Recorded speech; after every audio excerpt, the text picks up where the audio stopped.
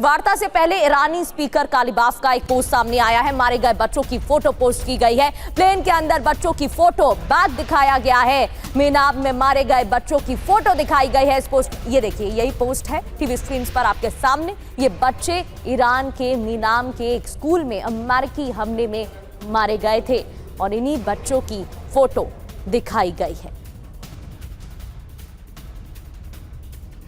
तो एक तरफ वार्ता हो रही है और दूसरी ओर वार्ता से पहले बच्चों की फोटो पोस्ट की गई है। क्या संदेश देने की कोशिश की गई है, ये तमाम सवाल खड़े हो रहे हैं।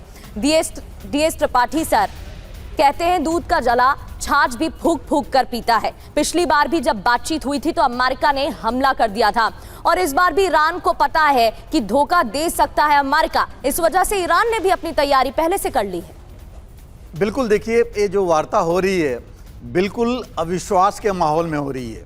डिस्ट्रस्ट है पूरा आपस में, कोऑर्डिनेशन ही, हाँ प्रेशर जरूर है, प्रेशर है। देखिए अब बिल्कुल साफ हो गया है कि चीन और रूस, इन दोनों ने मिलकर के इस वार्ता में भूमिका निभाई है और चीन ने तो ज़्यादा निभाई है, क्योंकि पाकिस्तान के जो फॉरेन मिनिस्टर हैं इशाक दर 31 मार्च को वो चीन गए थे। वहाँ उन्होंने काफ़ी वार्ता इसके बारे में की। ट्रंप ने खुद जो है फ्रांस के एक न्यूज़ चैनल में कल की वार्ता में उन्होंने यह माना है कि हाँ चीन ने इसमें भूमिका निभाई है। तो ये आपस में नहीं है, बाहरी प्रेशर से है और प्रेशर दोनों पर है। ट्रंप का देखिए कैसे बयान चेंज कर रहे हैं। पहले उन्होंने कहा था कि हार्मूज पर हमसे कोई मतलब नहीं है, जिन लोगों को हार्मूज से काम है स्टेट ऑफ हार्मूज के बारे में सोचें। अब वो कह रहे हैं कि हार्मूज बहुत इम्पॉर्टेंट है। क्यों? मुझे जो लग रहा है कि उन्होंने देख लिया कि हार्मूज से वो पैसा कमा सकते हैं। उन्होंने देखा कि ईरान कम से कम वहाँ 150 जो फिगर्स हैं 130 से 160 शिप्स वहाँ से निकलती थी, कल तो सिर्फ 2 निकली हैं। तो वो भी वो देख रहे हैं कि कितना इंपॉर्टेंस है। प्लस डोमेस्टिकली उनके ऊपर इतना प्रेशर है। आज अमेरिका में 2 साल में सबसे ज़्यादा महंगाई दर हो गई है। वो यूरोपियन यूनियन से अलग हो गए हैं। पूरी दुनिया हाहाकार मचा हुआ है एनर्जी के ऊपर। तो ये सारा प्रेशर ट्रंप के ऊपर बहुत ज़्यादा है। और ईरान जहाँ तक है, मुझे लगता है उसका बहुत नुकसान हो चुका है। उसको भी जो कहते हैं रिकवर करने के लिए, रिकूप करने के लिए समय चाहिए।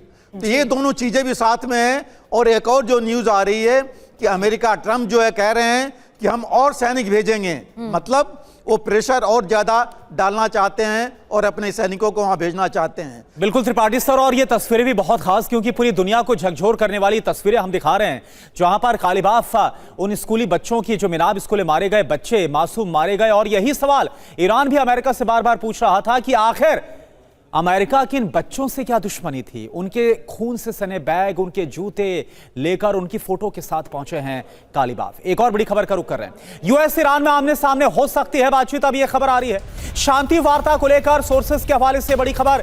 पहले पाकिस्तान के साथ अलग अलग बातचीत होनी थी दोनों डेलीगेशन की, बाद में दोनों देशों में आमने सामने चर्चा होने की अब उम्मीद है। तो पहले यह कहा जा रहा था कि पाकिस्तान एक एक करके दोनों से बात करेगा और फिर अगर बात बनती है तब फिर दोनों आमने सामने बात करेंगे। लेकिन अब ऐसी खबरें आ रही है कि अमेरिका और ईरान का जो डेलीगेशन है वो आमने सामने एक दूसरे को कन्फ्रंट करता हुआ बात करेगा। तो जैसे कि हम अपने मेहमानों से भी चर्चा कर रहे हैं, वार्ता में अविश्वास बहुत है और वार्ता में अविश्वास की वजह से संधि होगी या संग्राम, ये कई सवाल खड़े हो रहे हैं। अब तक की खबर आपको बताते हैं। जेडी वेंस और स्पीकर कालिबाफ मुख्य वार्ताकार रहेंगे। उससे पहले, यानी कि वार्ता से पहले, उनके बयान भी सामने आ चुके हैं। यूएस ईरान में पहले फेज 2 फेज बातचीत नहीं होगी, लेकिन सूत्रों के हवाले से खबर है कि अब बातचीत हो भी सकती है। दोनों पक्ष पहले पाकिस्तान प्रतिनिधियों के जरिए संदेश भेजने वाले हैं। बिल्कुल, और देखिए संदेश वाहक की भूमिका में शहबाज शरीफ होंगे।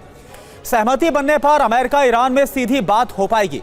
ईरान का 10 सूत्रीय प्रस्ताव वार्ता का आधार है। अब बड़ी बात क्या है, परोक्ष रूप से वार्ता में शामिल हो सकता है चीन। वार्ता में सऊदी अरब और यूएन की भूमिका भी काफी ज्यादा संभव है।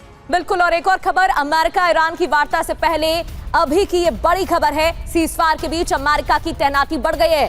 इसको लेकर अभी हम जानकारी भी दे रहे थे आपको। मिडिल ईस्ट में और सैनिक भेज रहा है अमेरिका। 2000 सैनिकों के साथ लड़ाकू विमानों की भी तैनाती, मरीन और नौसेना के भी अतिरिक्त जवान रवाना।